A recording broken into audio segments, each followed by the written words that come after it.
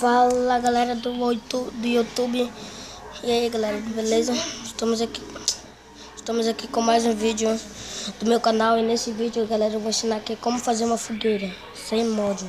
Muito legal mesmo. Então bora pro vídeo galera. Tá aí galera, é aqui olha, você vai precisar de uma tocha e um barco de abeto. Aí você pega a tocha. Você pega a tocha aqui, coloca bem aqui.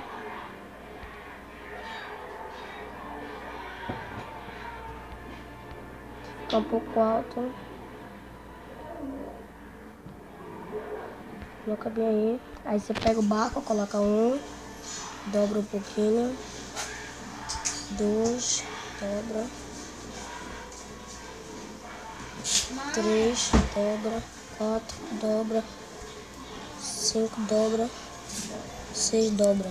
Aí bem assim, tá aí galera. Essa fogueira, até dá o fogo aqui no meio. Tá aí a fogueira, muito legal mesmo essa fogueira galera. Caso você queira competir com seu amigo numa competição de acampamento mais legal, essa é a fogueira. É isso aí galera, se você gostou do vídeo, deixe seu like. Se inscreva no meu canal se você ainda não é inscrito. Valeu galera. Fui.